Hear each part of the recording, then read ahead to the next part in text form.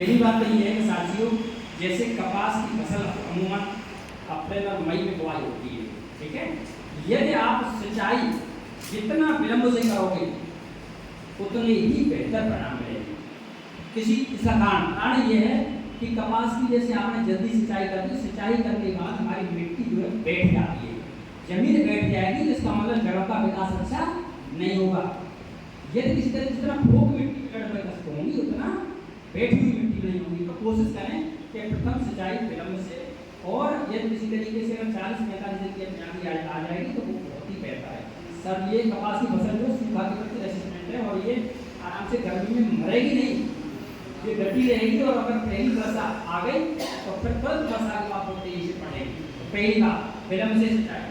दूसरी बात साथियों, इसमें एक वृद्धिकरण है। चूंकि ये कपास का पौधा खड़ीदार बनता है, इसमें अगर किसी तरीके से आपने पौधों की संख्या को ऑप्टिमम नहीं किया तो फिर जो है मतलब अच्छी तरह से उसका पौधा जो है खड़ीदार नहीं बनेगा। जैसा कि कल की बात में आपने सुना होगा कि लाइन से लाइन दूर 70 सेंटीमीटर लोग 1 मीटर भी रखते हैं, पौधे से पौधे 40-45 सेंटीमीटर। कोशिश करें कि आप जो है लगभग 2 फुट का मानक जो है लाइन से लाइन रखते हुए, और वृद्धिकरण जैसे घनी जगह से उखाड़ते हैं तो वो पौधा अच्छा खड़ीदार बनेगा। तीसरा साथ जैसे इसमें कपास में जो है खरपतवार बहुत होते हैं। मैंने देखा है कि इसमें जैसे ही वर्षा चालू हुई तो वर्षा के साथ जो खरपतवार बहुत ज़्यादा हो जाते हैं। इस खरपतवार के लिए निराई गुड़ाई करना थोड़ा सा कठिन हो जाता है। कोशिश ये करें कि जैसे आपने बुवाई की है, बुवाई के समय ये 24 से 48 घंटे के भीतर एंडामेथ्रिन दवा आपने डाल दी तो खरपतवारों से छुट्टी, या फिर आपने कोई दवा नहीं डाली है तो फिर बीच में गुड़ लगा सकते हैं। गुड़ लगाना समझते हैं तो परिभाषा, गुड़ लगा मतलब किसी तरीके से गुड़ लगाने से कि उसके पौधे की जड़ें हिलेंगी और हिलने से फिर मतलब निश्चित रूप से वो भी आपका उत्पादन बढ़िया करेगा। एक साथी उसमें कटाई छटाई का बहुत पॉइंट है। जैसे कपास की फसल में जैसे ही हमारी 1 मीटर के करीब हाइट हो जाए उस समय यदि हमने ऐसी से इसके टिप्स को काट दिया, ऐसा करने से पौधा नीचे ब्रांची पर और बहुत अच्छा सर्वाइव करेगा।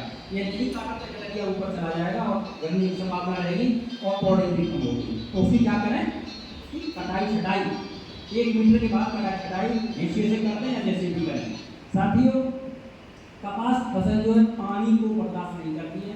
कोशिश करें जैसे आपने पाल पोस करके तैयार कर लिया, जुलाई अगस्त में जब भराव की हालत हो जाती है तो चलो भराव को कैसे भी इस पानी को निकालने की व्यवस्था करें, क्योंकि गर्म पानी के संपर्क में आकर के कपास जो नष्ट होने के कगार पर रहती है।